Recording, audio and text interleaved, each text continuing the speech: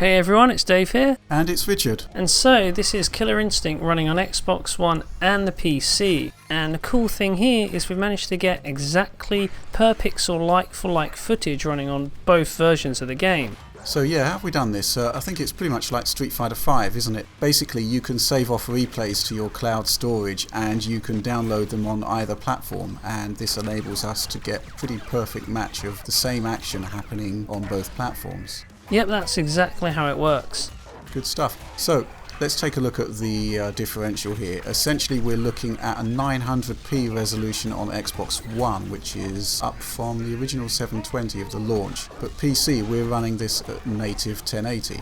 Yep, native 1080p on PC here. And in terms of the two versions, well, on PC we're running maxed out as well, but graphically there's not really much between them aside from sort of the resolution. Obviously, going to native 1080p, we see the slightly more clarity and detail on sort of the higher quality texture maps. Yeah, I think generally 900p isn't really that bad as a compromise for Xbox One, but obviously if that additional pixel count is available, you'd want access to it, and the PC version of Killer Instinct, well, you can pretty much scale up as far as you want, right? So this is 1080, but 1440p, 4K, all of that should be doable.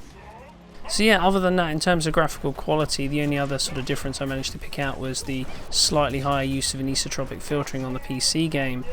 So in terms of the PC side of things, obviously we can scale up resolution, but there's a lot of guys out there who've got higher frequency monitors, 120Hz, 144Hz, so can we actually run the game faster there?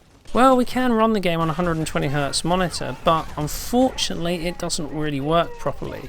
Basically, the gameplay simulation is actually tied to a 60Hz update. So, as you can see here, everything is sped up. Yeah, it's running at twice speed, and it's quite interesting because a while back the developers were saying that Killer Instinct actually runs at 90 frames per second, and a lot of people since then have kind of like been repeating that, but the fact is that the actual rendered output of the game, it's hard locked to 60 frames per second. Now, it may well be that the internal timings do run at 90 Hz, but the actual physical output of the game is always 60, so if we run at 120 we actually get twice the speed. And conversely, if you have PC hardware that isn't quite up to the task, similar to Street Fighter V, you'll actually get slowdown rather than dropped frames, is that right? That's correct, yeah. So we actually played this on a range of hardware, so what do you actually need to get that 1080p 60 refresh?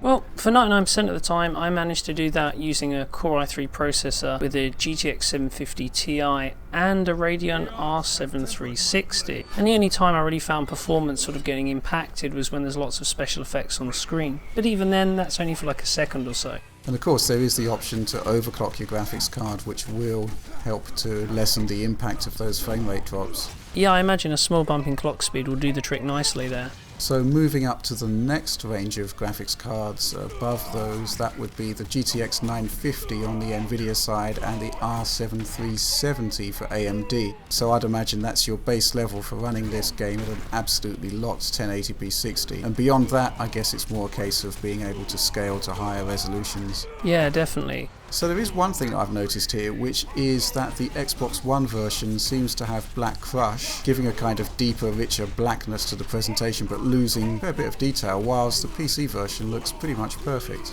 So yeah, it's interesting. I actually tried the Xbox One version, both sort of using like limited range RGB to a device that could actually handle the Rec 709 color space output, and that didn't seem to make any sort of difference. Yeah, I've had some discussions with Microsoft about this, and they seem intent on implementing Rec 709 color space on pretty much all of the output modes, even when I suspect they shouldn't be. So yeah, this presents as Black Crush on the Xbox One version of the game, and in that sense you actually do seem to get a higher level of detail resolved on the PC version, simply because you can kind of display it correctly.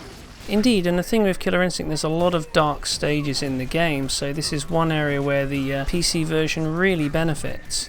Okay, good stuff, but other than that, it really is just like for like, and I guess that's kind of a good thing really, because you can play this game with one player on PC and the other on Xbox One.